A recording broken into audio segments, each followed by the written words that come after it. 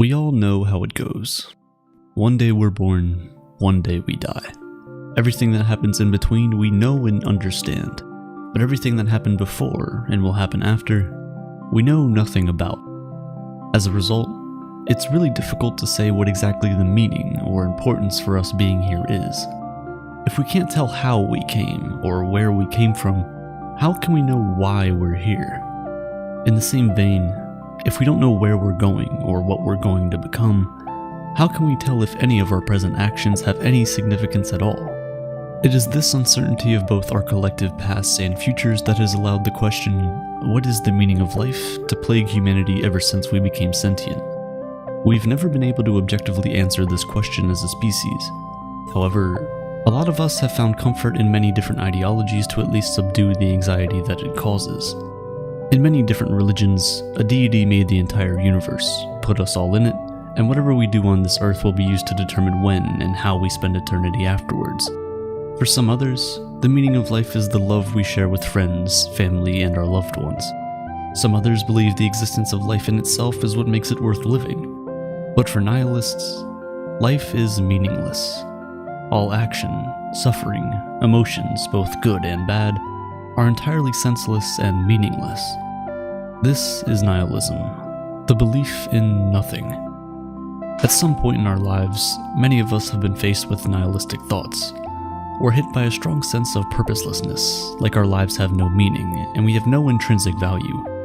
Usually, this happens when we begin to question our old beliefs, but also just before we get new ones to hold on to. It's in that phase where you're growing out of your parents' beliefs, learning new things, getting new experiences, and forming your own views about the world. And usually, all of these thoughts begin with one simple question. Why? A three-lettered monosyllabic word that's capable of making anything and everything that feels like the rock of your foundation start to become slippery. Like quicksand dragging you into the misery that maybe, just maybe, your whole life hasn't been what you thought it was. Just pause and take a moment to think about your core values and just ask the question, why? Why do you believe those things? Where did they come from? Who did they come from? Keep asking and eventually you'll arrive at a point where there's no longer an answer. You'll arrive at nothing. All the religions of the world, all of our scientific discovery, but yet the question why is one that we still cannot answer. And so for the nihilist, it is at this point that they come to the conclusion that there is no why. There is no answer. There's simply nothing. As Alan Watts once wrote, life is nothing more than a trip from the maternity ward to the crematorium. It's really in the name. The term nihilism comes from the Latin word nihil, which translates to nothing, and ism, which translates to ideology. It's the ideology of nothing. But that doesn't really help us in understanding it completely. Usually, people confuse nihilism for pessimism, but they are very different from each other. Pessimists believe in the worst outcome. They have a downtrending view of the world and tend to focus on the negatives in life because they believe that, in the end, evil will always overcome good, and this is what makes them different.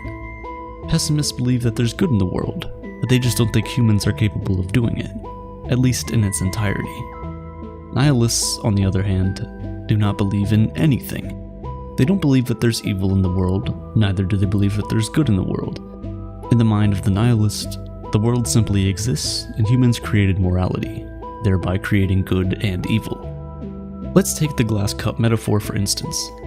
Optimists say you should see the glass as half full, while pessimists say we should see the glass as half empty. Nihilists, they say throw the entire cup away, because what does it matter if it's full or empty? Full, empty, good, bad, it's all irrelevant.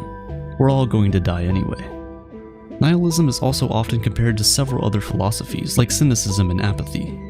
But again, they are all very different from one another, and correctly categorizing your thoughts in these baskets may be harder than you think. Cynics believe that people are always motivated by self-interest. They don't believe that anyone can have intrinsically good motives. They have no faith in the human species and believe that we're all entirely selfish, only fighting for our own benefit. However, the idea that humans are not good means that in the mind of the cynic, good exists out there somewhere, just not in humans. In the mind of the nihilist, nothing exists out there. There's no good or evil. They don't see people as evil, neither do they see them as good, because they don't believe either of those things exist. They're simply traits we've applied to things. Apathetic people just don't care. They believe that there's meaning to life, but they simply don't care about it. Nihilism, on the other hand, is the idea that there's no grand design or purpose, nothing to believe in, and therefore no meaning. This brings to mind the paradox of nihilism. If you believe in nothing, then that nothing becomes something that you believe in. But since you now believe in something, then there is no nihilism, because nihilism is the belief that there is nothing. Nihilism is quite different from other philosophical ideas because it was first a literary invention before it ever became philosophical. As a result, it's not clearly defined as many of the other philosophies that exist. Many different people explained it in many different ways, but eventually these different definitions got categorized, forming many different kinds of nihilism. There's political nihilism. Political nihilists believe that for humanity to move forward as a species, all political, social, and religious order must be destroyed. Then there's ethical nihilism. It rejects the idea of absolute ethical or moral values. With this type of nihilism, good or bad is only defined by society, and, as such, it shouldn't be followed if we as a species will ever attain absolute individual freedom. We can kind of just do whatever we want. And then we have existential nihilism. It's the understanding that life has no value or meaning. It's the most popular kind of nihilism, and the one we've been talking about for most of this video. For nihilists, the existence of things like the state, religious bodies, and even communal morality is a breach on our freedom as individuals. If we can't do absolutely anything we want to do, then are we truly free? Or have we simply bound ourselves by some kind of invisible mental chain for reasons we can't explain? One night I was scrolling through Reddit and I came across the question, if you had the chance to save your pet or a stranger, who would you save? An overwhelming number of people said their pet, pretty obviously. When one commenter was confronted, they simply asked the question, why do you think a human life is worth more than that of an animal? And no one really had an answer. Of course, people tried to beat around the bush, but the question why was never answered. And that right there is the point of the nihilist. If we can't answer why we bind ourselves by these rules, then why do we choose to do it? Well, it might be because of the existential horror and the emotional anguish that comes with agreeing to the fact that life is meaningless. Think about it for a minute. If life is truly meaningless and everything we're doing has no value, then all the feats of science, the wonders of technology, things like space exploration and human rights movements, look at how far we've come. And then think about the fact that it all might just be a waste, a blip in time with no consequence whatsoever in the grand scheme of things. Knowing that all the things we experience, the ups and downs we go through, that in the end, it's all for nothing. We aren't obligated to understand the chaos of reality, just to laugh at it. Friedrich Nietzsche was a strange philosopher because he argued both for and against nihilism at the same time. Arguing for, he explained that there is no objective structure or order in our world except for the one that we create for ourselves. He once said, every belief, every considering something true is necessarily false, because there is simply no true world. He believed nihilism would expose all of humanity's beliefs and truths as nothing but a symptom of defective Western mythology. As he famously said, God is dead. Now he wasn't talking about the actual deity of the religions, he was talking metaphorically about the power that religious orders held at the time, and how people were starting to chart their own paths, find their own meaning in life, denying what the status quo was at the time. But then, in the same breath, Friedrich argued against nihilism, saying that in the coming centuries, the advent of nihilism would drive civilization towards a catastrophe, a disaster waiting to implode, a river that has reached its end. And if you look at the most destructive civilizations in human history, we can clearly see that this is true. Long-standing cultural traditions, beliefs, religious institutions, and even financial systems are broken down, and nothingness starts to creep in. Think about it. If nothing matters and we're all just a random combination of transient atoms, how can we call Hitler objectively one of the worst humans to ever live for trying to wipe out an entire culture? At a fundamental level, most of us understand that all of these things are indeed terrible. But the danger is that because we cannot explain why we feel that way logically, we can never convince another person to follow the same path. And that is exactly what Friedrich feared. Some people still blame him for the Nazi era, because although he saw all of these dangers, he still continued preaching nihilism. He believed that if we could work through the breakdown of civilization that nihilism would eventually cause, we can then create a new course of action for mankind. He believed that to move forward as a species, we must create a new morality, one that does away with the prejudice of what existed before, because at the end of the day, tearing down your old house shouldn't make you homeless. Rather, it should present you with an opportunity to build a bigger and better home. Pause and look around you for a moment. Observe everything that's going on, particularly on social media, and you can see that we as a species might just be heading for another nihilism outbreak. Religion no longer holds any say in what is morally acceptable. People are destroying long-standing beliefs and cultural practices, and are instead charting new courses for themselves. Anything, no matter how despicable you think it is, now has a loyal fan base defending why they have a right to do whatever it is they want to do. And in reality, why not? That's the question no one can answer. Humanity will keep shifting the needle forward ever so slightly until one day, none of us will be able to tell the other that they're wrong, because why are they wrong? William Shakespeare once wrote, "Life's but a walking shadow, a poor player that struts and frets his hour upon the stage and then is heard no more. It is a tale told by an idiot, full of sound and fury, but signifying nothing."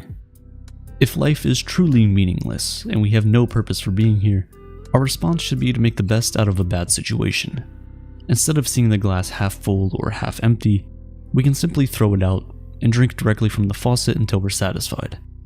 Because at the end of the day, life alone is reason enough for living.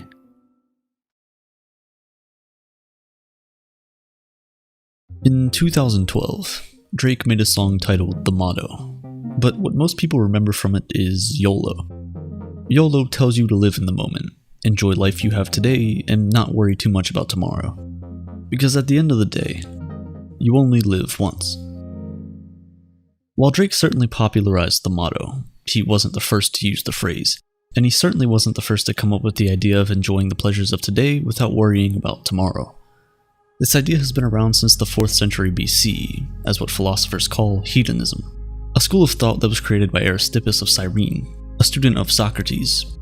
Hedonism is the idea that the end goal of all of our actions in life is to 1. Pursue pleasure, and 2. Avoid pain.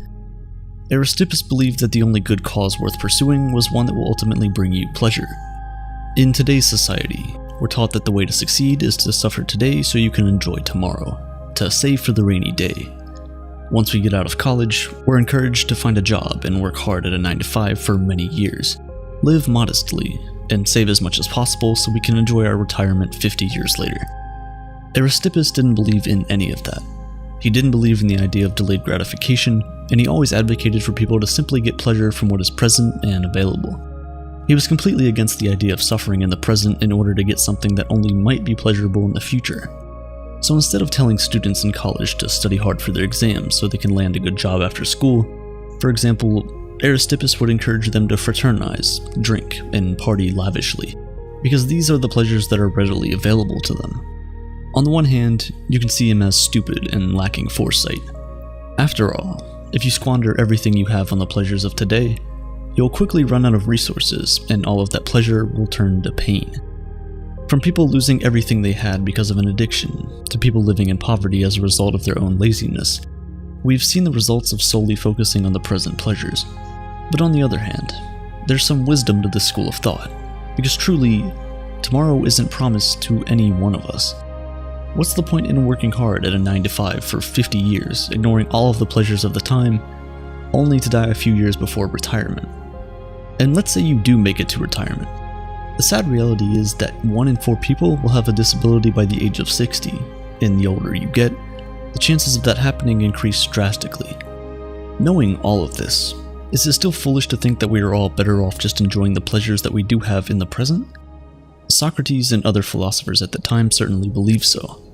A lot of philosophers hated the idea of hedonism, because saying that the end goal of the entire human existence is simply to pursue pleasure and avoid pain just sounded vain. This opposition, combined with the rise of Christianity in ancient Greece at the time, meant that this extremely rash idea of hedonism died with Aristippus. Many years later, Epicurus, who is considered the father of modern-day hedonism, redefined what hedonism was. And to do that, he had to start by redefining a certain word: pleasure. For Aristippus, pleasure was a state of ecstasy and excitement, that amazing feeling you have after biting into your favorite food or after that first sip of coffee in the morning. And for most of us, this is how we define pleasure. But not Epicurus. For Epicurus, pleasure was a state of tranquility. Instead of encouraging people to indulge themselves in constant gratification, Epicurus believed that the true meaning of pleasure was to kill the fear of both death and God, because only then would you truly be able to fully enjoy what this life has to offer. While Aristippus simply encouraged people to pursue pleasure, Epicurus believed that all human beings do everything to gain pleasure and absorb pain. He didn't encourage it, because according to him, that was our natural state anyway. To defend this point, Epicurus asks everyone to look at how babies view the world around them. They don't really understand how the world works yet, but they do understand two things: when something feels good, and when something feels bad. When something feels good, the baby is joyful and happy. When something feels bad, the baby cries because it wants that pain to stop, and it wants to return to said pleasurable state. I'm sure at this point you're wondering, if we're all solely pursuing pleasure, then what about selfless acts? Acts that are done solely because they are virtuous or valuable for other people and not ourselves. How do we describe those? Well, in hedonistic ideas, it's simply because those things make people feel heroic, which ends up being processed in your brain as a pleasurable feeling. So, at the core, it is still pleasure they're chasing, just not the kind we might be thinking about. According to hedonistic teachings, there are two types of pleasure. There's moving pleasure and there's static pleasure. Moving pleasure is when you're in the process of satisfying a desire. When you're hungry, you eat. When you're thirsty, you have a drink. When you need a timeout, you take a nap. Static pleasure is the tranquility you feel once you're done satisfying those needs. At this point, the adrenaline has finished coursing through your veins and you're left with a sweet feeling of satisfaction. In that moment, you feel a sense of tranquility and you keep feeling it until it is sadly replaced by pain. Because according to Epicurus, there is no in-between. The absence of pain is pleasure, and vice versa. But even with this more modest way of explaining hedonism, a lot of people still disagree and even frown at the idea. And this is because of one thing: the idea that pleasure is the only source of intrinsic value. Think about it for a second. If pleasure is the only intrinsic value, then what do we make of things like finding meaning in life, achieving great things, building and maintaining long-lasting relationships, becoming a legend in a particular field, or even something as simple as living religiously or upholding a set of moral beliefs that we hold dear to our hearts? Hedonists might try to argue that all of those things do not hold any value themselves, and that they're only valuable because we get pleasure from them. But something like upholding religious beliefs isn't always pleasurable. In fact, most times it restricts the kind of pleasure you can get. But still, it gives people a sense of fulfillment that for them is better than the pleasure they're forsaking. If self-pleasure alone is the aim of human existence, then people who benefit from the wrong that happens in our society will never fight against it. People would never fight for the common good when it might affect them negatively. But yet, every day, we see people put their own desires on the side to help other people. People get excommunicated from their families, rejected by those they love because they chose to speak up and fight for what's right, even if the issues don't affect them directly. If we're all chasing our own pleasures, that would never happen. We'll all be too busy enjoying our broken society because it benefits us and not worrying about trying to change it for someone else. Another huge stumbling block that hedonists face when trying to argue their beliefs is the worth of reality. If pleasure is the ultimate goal, then it shouldn't matter whether that pleasure is real or imagined, right? If we say that people always intrinsically pursue things that are pleasurable, then if there is an option for unlimited pleasure, they should never choose anything else, right? To answer these questions, Robert Nozick created a thought experiment, giving people two options. He asked them to choose between being plugged into a pleasure-giving machine for the rest of their lives and living their current reality with the pain that exists in our world. People always picked this reality, because in the end, living a life that's not real is pointless and meaningless. And even with the option of the most pleasurable thing in the world, people would rather have pain that's real, whatever real means. As I've said previously, the best memories are the ones you remember with both pleasure and pain. 20 years after he left his childhood home, Abraham Lincoln came back only to see the entire place in ruin. As he looked at it with tears in his eyes, he said, "My childhood home I see again, and am saddened with the view. And still, as memories cloud my brain, there's pleasure in it too." This beautiful mix of pleasure and pain is something that the hedonistic view of the world simply does not account for. When you're graduating high school, you're excited for the adventures that await you in college. You'll probably be leaving home for the first time, and you'll finally be alone, able to enjoy what the world has to offer. That feeling is pleasurable. But the feeling is also painful. You'll miss your high school friends and the simplicity of childhood. You'll miss your parents, your siblings, and the community that you grew up in.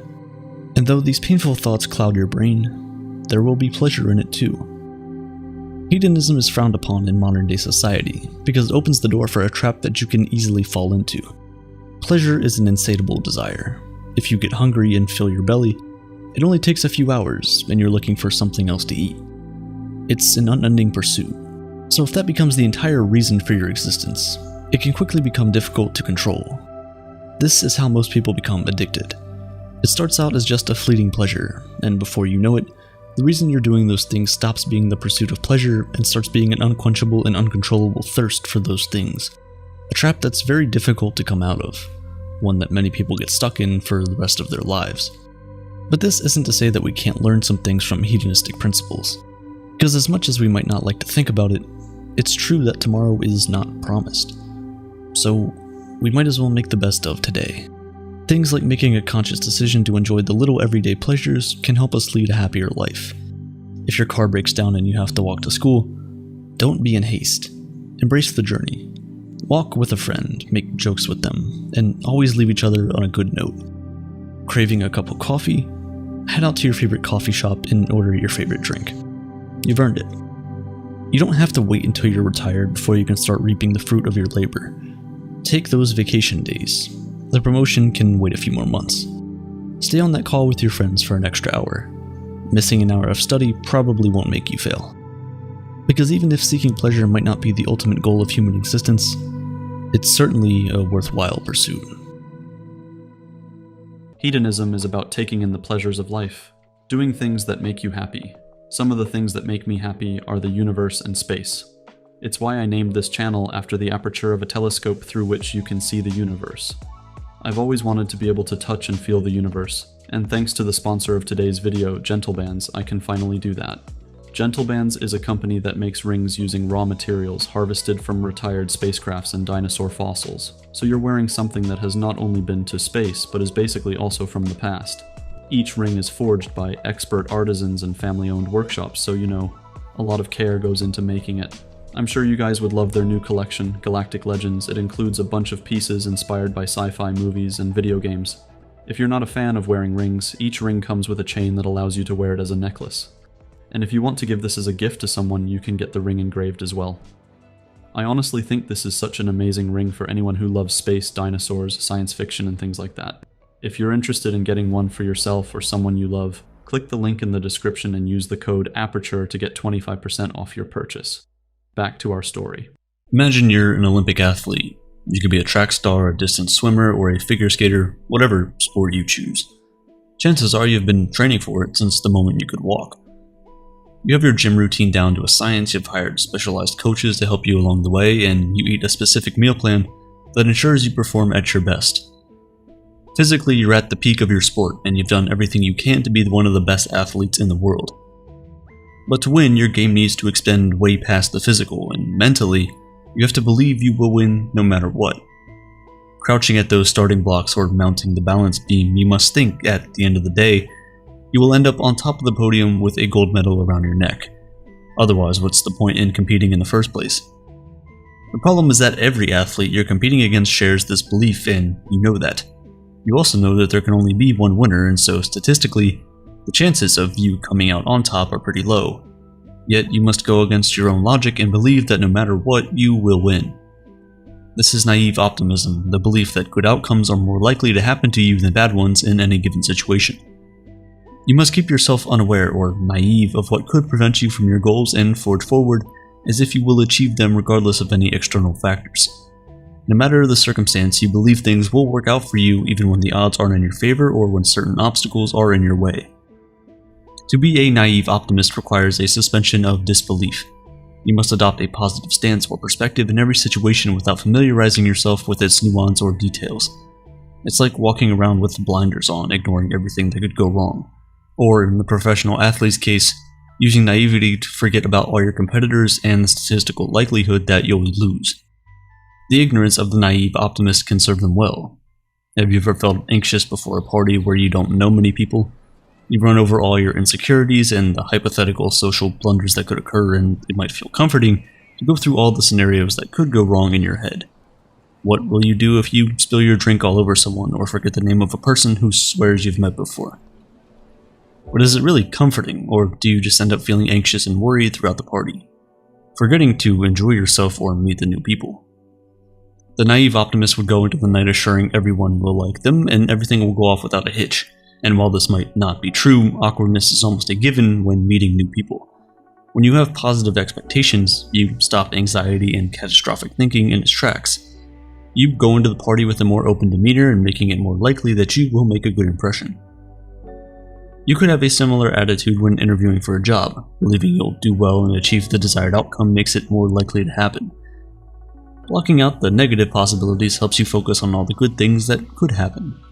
It prepares you to confidently communicate your credentials and why you would be the best choice for the role instead of worrying about why you might not be. To take your naive optimism to the next level, you would prepare for the interview as if you already have the job, despite the other candidates interviewing for the same role. As someone who overthinks, I sincerely understand just how difficult naive optimism can be. Mental health issues like anxiety and depression and even just regular worries and life struggles can prevent us from seeing the bright side of anything. And from the outside, it can be easy to conflate naive optimism with manifestation. Both methods constitute an unwavering belief that you will achieve what you want, but that's about where their similarities end. Manifestation is putting an intention out into the universe and expecting the universe to grant you that wish. It relies heavily on energy and things like journaling and visualization, and at least how it's been popularized suggests that something will happen, even if you don't work for them. On the other hand, the naive optimist knows this mindset doesn't guarantee all their wants and desires will plop into their lap. Asking the universe for the winning lottery ticket or your dream home won't get you those things. Naive optimism is about tangibly working towards your goals and believing you will achieve them because of that work. It's being optimistic about the results of the work you've put in regardless of the challenges you might face. Sadly, our society has gotten to a point where being optimistic is now being seen as wrong. And to an extent, I kinda understand. Our shared culture is riddled with political discourse, climate change, rampant inflation, and a general fear that we're headed towards doom. And so it's hard for most people to see or even imagine a light at the end of the tunnel. As a result, naive optimists are often ridiculed for being arrogant or even stupid. And what these people don't realize is that a naively optimistic outlook might open up a new perspective in these conversations. While everyone is so focused on what could go wrong and the problems we face, you could be the person focused on making the best possible outcome a reality. Another critique is that naive optimists lack the perspective to see the nuance in complex situations, and it's a frustrating perspective to work with when solving complicated problems with tangible barriers.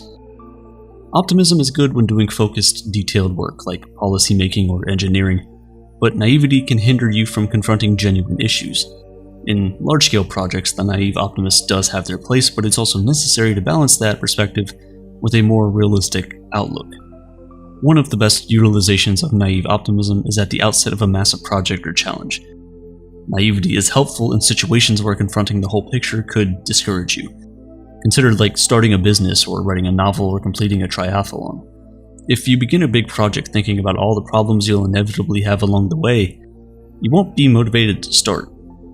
Instead, it's best to be optimistic that you will complete the project without considering the obstacles. And even if you don't reach your goal, you'll still be further along at the end than if you had convinced yourself that it was impossible from the start. Naive optimism will always push you further towards success even if you don't make it all the way there each time. And it allows you to try new things and pushes you out of your comfort zone because you're not as focused on what could go wrong.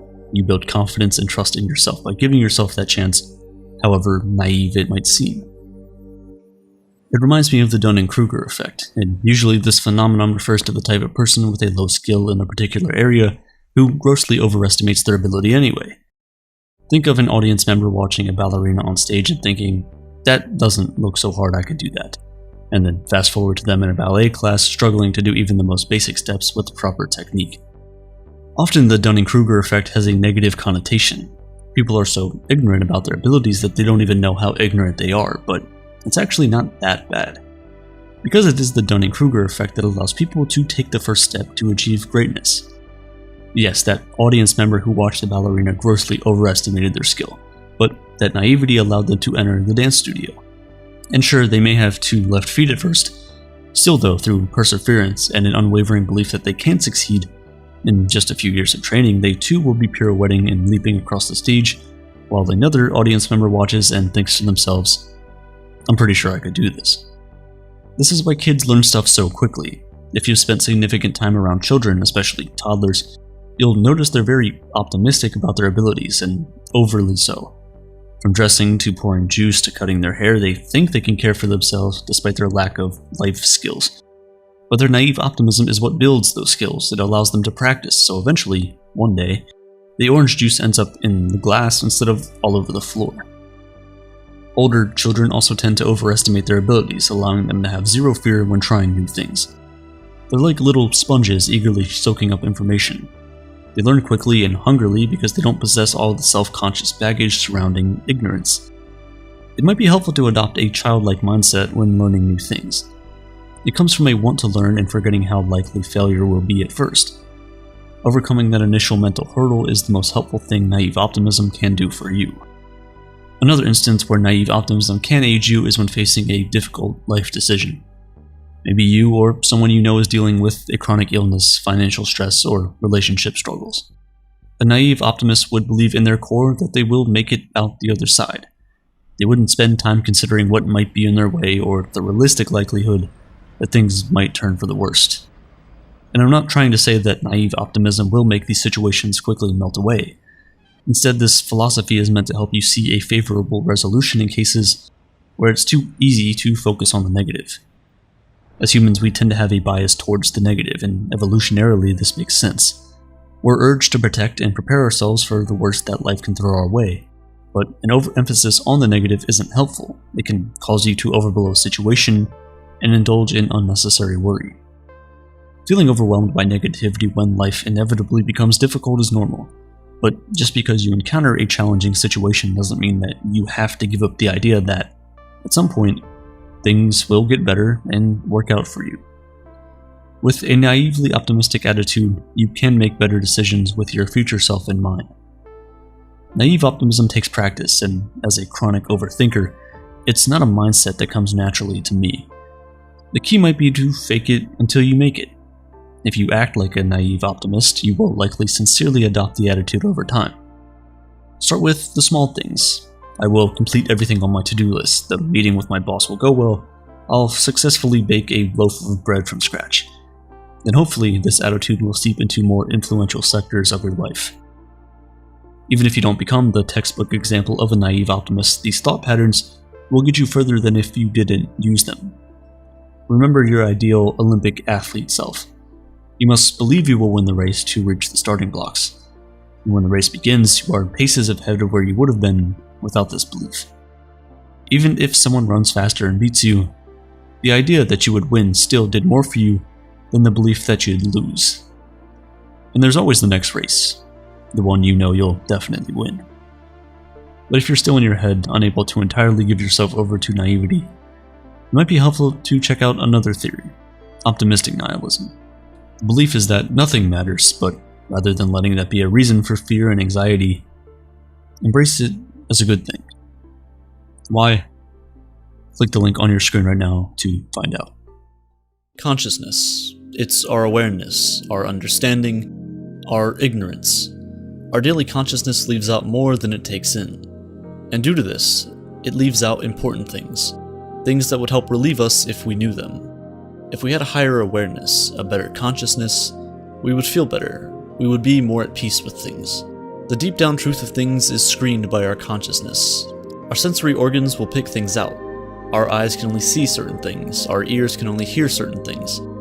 We have to create instruments and other tools to see things we as humans cannot. to expand our understanding and thus our ego, or consciousness. Humans evolved and became the dominant species on Earth by a long shot. It's due to our innate ability to network with each other. If humanity was wiped out and restarted, like loading an old save file, communities would still form. Structures within society are inevitable due to the variety of brains. Some are good at critical thinking, others are more artistic. However, we are all wired with some innate features. Just as humans form societies that evolve, other creatures do as well. But we're different. We are customizable characters, basically. We can kind of mold ourselves into whatever kind of person we want to be. We can't know for certain that animals or any other life on Earth is conscious or can even function in the same way that we do. Let's put it this way. I know that I have my own thoughts and feelings and emotions, but how can I know for certain that you or anyone else does? There's no way I can go to your head and see things 100% from your perspective. I can't know what you're thinking, or if you can even think in the first place. To truly understand the universe, to understand and actually experience life, you have to give yourself up. There's no point in sustaining bliss, in being permanently at an all-time high. The life you're living is what you have put yourself into, what ego you've formed, only you don't want to admit it. You want to believe it happened to you. Day to day, you play non-bliss in order to be able to experience bliss. You put yourself into bad situations. You let in the negative experiences in life just to feel some kind of satisfaction when it goes the other way. Self implies other. White implies black. Death implies life. You can feel your existence as fundamental, not as an accident. At the basic level, at the lowest level imaginable, you are the fundamentals of existence. The same thing that makes you is the same thing that makes up everything else. If you can step back from what you believe, if you can step back from what your sensory organs have turned you into, you start to see things for what they actually are. Do you define yourself as a victim of the world, or as the world? Love is only possible due to the lack of self. You give up all your secrets, the walls you've built to keep people at an arm's distance slowly lower, one by one, until you're a completely open book, until all your pages have been read, and the rest of the pages are blank, waiting to be filled with this newfound love. In basketball, or soccer, or football, you're constantly giving the ball to someone else. The point of the game is to have the ball in your hand for the least amount of time, to constantly be passing it to someone else, to shoot it, to get it out of your hands. It keeps the game going, and life is the same way. If you define yourself, you, as only being what your ego is, as the things you do voluntarily, then you're the victim. It's because of some higher power that you were put here when you didn't ask for it. But what about the things you do involuntarily? Do you beat your heart, or does it just happen to you? You do those things, even though you don't know how. Words don't work here. As Alan Watts said, everyone is fundamentally the alternate reality. Not God in a traditional sense, but God in the sense of being the self, the deep down basic whatever there is. And you're all that. Only you're pretending you're not. A mind that can ask, who am I? Why am I here? What is the purpose of all of this? Tends to forget. As I said, your consciousness tends to leave out critical information at times. A consciousness that can view the world and take in sensory information tends to forget what's behind those eyes. A mind that hasn't gone deep enough to find where those questions come from. Because the same place those questions come from is the same place those answers lie. The brain controls everything. In order to go to the extremes of the universe, to places we can only dream of going, we must first dive deep into something that is all inside of us. Take the Big Bang, for example. Now there's hundreds, thousands of theories as to how we came into existence, but let's go with this one. You believe that you are strictly you. Your human body is all that you are and all that you have ever been. You're simply a small speck of dust in a vast sea of galaxies, stars, planets. You're irrelevant. But rolling back the clock, things get smaller. The universe was more compact. The atoms that make you up are building blocks of the universe, of the hot gas clouds that formed stars, that allowed solar systems to form, that allowed planets like Earth to form. If you keep rolling back this clock, you were around at the very instant everything came into existence. That is you too. When everything was infinitesimally small, you were there.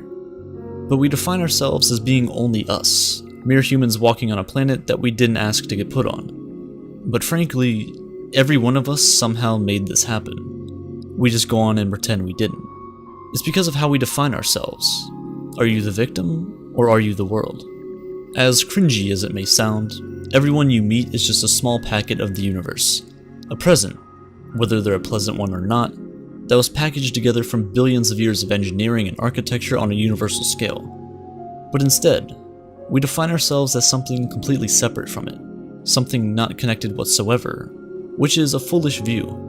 We tend to search for how the universe came into being, but we're just the universe trying to understand itself.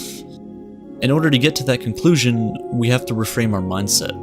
We're not as different as we all think. Your name is given to you at birth. Your ideas and personality are collected from the world. Scraps, bits and pieces here and there cling to you like a magnet. So what part of you is you?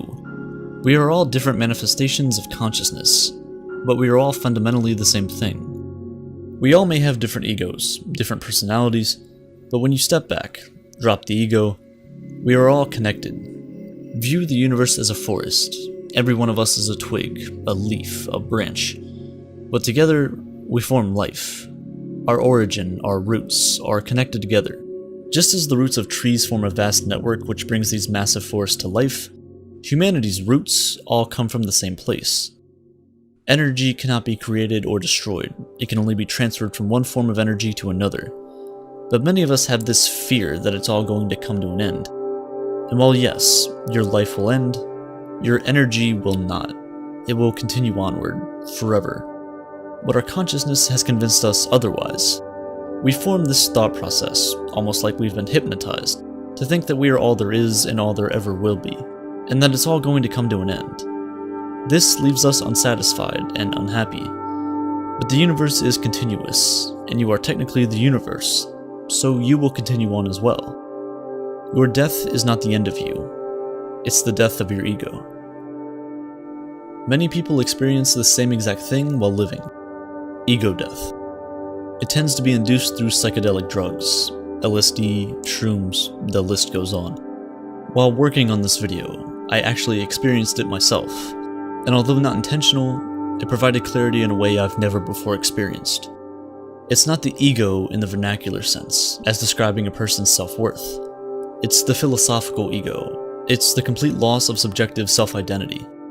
Everything that you believe you are will disappear. You're void of emotion, of connection to anything around you, of connection to what makes you, you. The idea of being a person doesn't make any sense.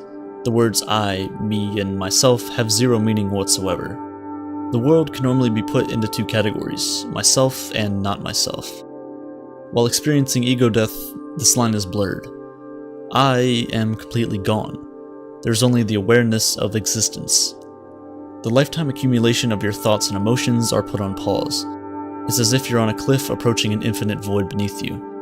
Your life is continuous and exists all the way up the mountain until you reach the edge. Beneath you, though, is the unknown. Ego death is jumping into that void, leaving behind everything you've ever known. It's as if you've stepped out of your body into a separate entity. You start to see things for what they actually are, but things don't actually exist. Things is just a noun, it's a fragment of speech. And speech is just another instrument we've created to try and understand the world around us. Our senses allow us to go about our daily lives and traverse the world, but they don't really offer any explanations, so we have to make them up ourselves. While experiencing ego death, you disconnect from all of that. You have a heightened awareness. It's truly as if you're experiencing a higher level of consciousness that no person can understand. You reach this level that words can't explain. The instruments we made to try and understand our place in the universe shatter completely. Explaining it in terms of I saw or I felt don't seem reasonable. Our languages are instruments created to explain things that someone experiences. But while undergoing ego death, there is no someone. There is no me. So how do you describe it? It's as if your slate was wiped clean, your character's save file was corrupted, but you're still in the game. Because of this, ego death can be scary. But it can also be a very enlightening experience. It's both constricting and freeing. It's white and black. It's like you're defining what life is like through experiencing death. We cannot be more sensitive and welcoming to pleasure without being more sensitive and accepting to pain. You're flying and sinking at the same time, being pulled from below, and above, in every direction, at once.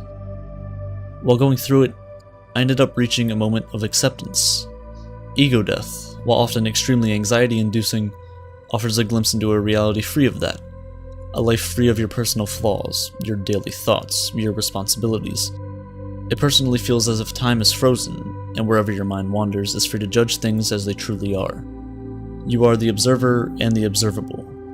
Surprisingly, the conclusion I came to is the same conclusion I came to while making a previous video of mine, and it's that nothing in life really matters.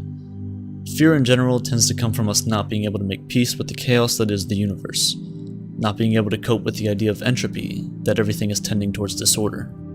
Forming an ego is disorderly in the same way. You go further and further down your own tunnel and stray further from everyone else. Experiencing ego death is breaking out of that tunnel, pulling back, and understanding that the network of these tunnels that encompass every human on Earth all eventually return back to the same place. When I die, when my ego is completely gone forever, when my physical body breaks down and no longer resembles the form it's in today, I'll still somehow be here. Right now, I'm an hourglass. The sand is slowly leaking its way to the bottom, and eventually it'll all be there. It's the end of the line for me. But when that day comes, the universe will stop by, take the hourglass, flip it over, and whatever made me will then become something entirely different. We're all just a temporary collection of atoms, and whatever you and I subjectively believe we are won't last forever. But objectively, we will. For now, just enjoy the ride. Hey, if you like the videos we make and would want to support us to make bigger and better projects, we've recently just updated the Patreon. We have different tiers with perks like access to a private Discord server, a peek behind the curtains to hear from the team that makes these videos, discounts on all the merch we'll create in the future, and many more perks that will be decided by you guys, the patrons. If you don't have the means, then please don't feel obligated in any way. Subscribing and watching these videos is more than enough support, but if you do have the means and want to support in some way, then this is the best way to do so. The link is in the description. Thanks for watching.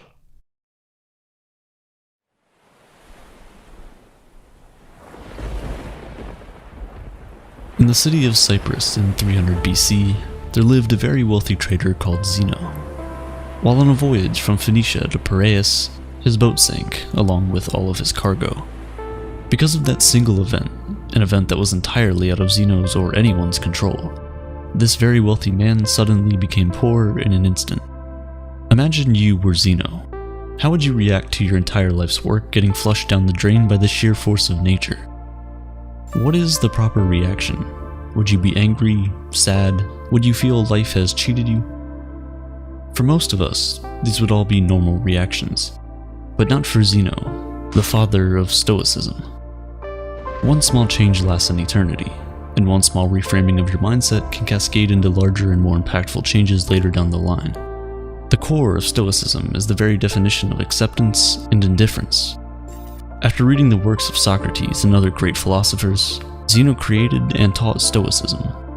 According to Zeno, although we don't have much control over what happens to us, we do have control of how it affects us, and we must use this control to great effect.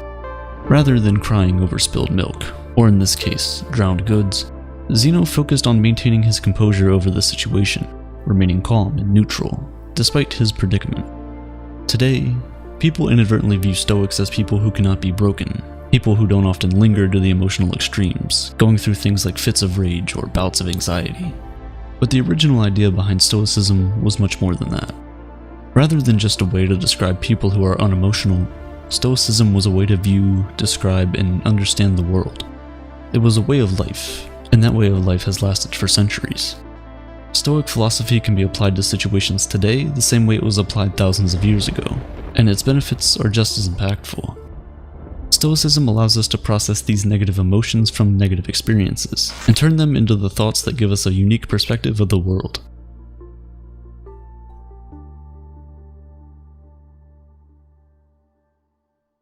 Perspective is everything, and everyone in the world has different experiences and thus different perspectives on things. Since the Stoics gathered, discussed, and taught philosophy in a public place, their general philosophy was widely known. They believed that the Stoic principles could greatly benefit anyone and everyone, and and so it didn't make sense for them to hide that knowledge behind the four walls of a school or of the palace courtyards. As a result, everyone from slave to emperor could learn and become a Stoic. And they did. Some of the world's most notable Stoics include Epictetus, which translates to acquired, as he was once owned as a slave, Seneca, who was a well-renowned statesman, and Marcus Aurelius, a Roman emperor and one of the most powerful men to have ever lived. The early Stoics practiced what they preached, avoiding all forms of segregation and leading the fight against inequality. They even invented the word cosmopolitan, which literally means citizen of the world. When people hear that word now, we think of cities like New York, Toronto, Dubai, and London because of how diverse they are. This was the type of unity and togetherness that the Stoics preached. Even at a time when it wasn't popular, women were allowed to freely learn about Stoicism and become Stoics themselves. So why do so many people adopt Stoicism as a way of life?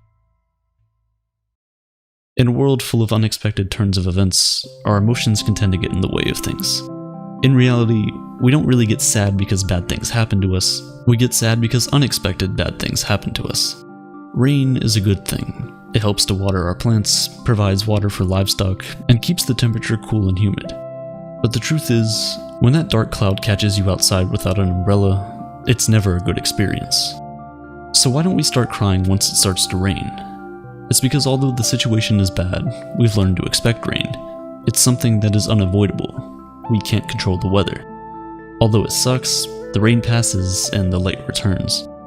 Stoicism teaches us that in the same way, we should expect that everything bad that can happen will happen. Picture the worst outcome, and be content knowing it could happen. One of the Stoic exercises is known as voluntary discomfort, an exercise aimed at increasing feelings of gratitude. Sleep on the floor of your kitchen, taking cold showers when you normally take hot ones, eat nothing but potatoes for a few days, things like this. This exercise helps you to understand that no matter how hard it gets, you'll still survive and potentially thrive if your mindset is right. By being able to withstand these uncomfortable situations, we indirectly prepare our mental for future misfortunes. With the current state of the world where advertisements are constantly being shoved down our throats, we're made to believe that if we don't have the next best thing, look a certain way, or make a certain amount of money, that we will never be happy. This message is more important now than ever. We enter the world not knowing much of anything. We grow up being taught things at home, in school, and by observing the world for ourselves. The thing is, a lot of times, all three of these sources of knowledge teach us in different ways. The question is, do we need to internalize all of this knowledge? If we do, we could unknowingly be setting unrealistic expectations for our lives, leaving us ultimately disappointed and unsatisfied in the end. That's no way to live. We should instead focus on improving ourselves, for ourselves. We should do things for ourselves and only for that reason. Attaching any external hope or secondary attachments to the actions we take almost always lead to disappointment. Most of the time, we end up trying to fulfill that emptiness with external things, blowing all your money on a fancy car, a house, or even starting a family. Sometimes we do all of these things for their external value and not their internal value. But Stoicism teaches that if you approach life this way, you place your happiness in the hands of external forces, forces that can always fail. Cars almost always break down, natural disasters wipe away entire cities, and divorce rates climb higher and higher each year. But even the free things in life come at a cost. The cost of space, both physical and mental. As Seneca once wrote, "Learning to live with less will create space in your life for the things that truly matter to you." Instead, we must place our happiness on our intrinsic value as humans and on nothing we have or can physically acquire. We must choose to do our best to keep a cool head, regardless of what life throws at us. Because regardless of what it is we want, at the end of the day, we don't have any control over the majority of things that happen to us, but we do have all the control over how we react to those things. That is the dichotomy of control, the most important principle in Stoic philosophy. Stoics teach that we must learn to separate what we control from what we cannot control. We need to determine our value not from things we can't control, but from the things we can. Striving towards goals is a good trait, but breaking down when those things don't go your way is, in a Stoic's point of view, useless. Making YouTube videos is, well, a lot easier than being a Roman emperor, but it can still prove to be challenging sometimes. First, you must form your idea, which takes forever. Then research that idea, scrap it because it sucks, start over, script the video, create the video, edit it, make the title, thumbnail, and everything else before you hit upload. Everything up until the point where you click upload is all up to you. However, once you click that upload button, the power shifts to the YouTube algorithm. Still, a lot of people judge the success of their YouTube channel or Instagram account based on how many views and subscribers or followers they have, metrics of which for the most part are beyond your control. Stoics teach that instead, you should judge the success of your work based on the amount of effort you put in, and not on the outcome of your external hopes. Trust the process. Think about a person who has been working hard at their job for the past 6 months. He now feels he deserves a promotion, and so he walks up to his boss with his performance report. The boss says thanks, doesn't grant him the promotion, and he goes home thinking he must suck at his job.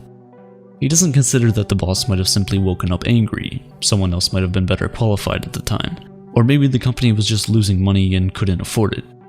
He doesn't know the reason, but he's still upset. If he simply placed his value on the quality of the performance report he turned in, kept doing what he was doing to earn the promotion he wanted, he could have been much happier overall. With the right perspective, his goal wouldn't have been diminished, but just postponed. It's this reframing of your mindset that is crucial. A true Stoic does not view their successes based on the financial gain of their ventures, but is comforted by the fact that they can live a comfortable life without all the things money can buy. These are the 4 main virtues of Stoicism: wisdom, courage, temperance, and justice. Wisdom is being able to separate between what is internal and what is external, and the ability to choose our reaction to the things that happen to us. As Viktor Frankl said, between stimulus and response, there is a space, and that space is our power to choose our response. Courage.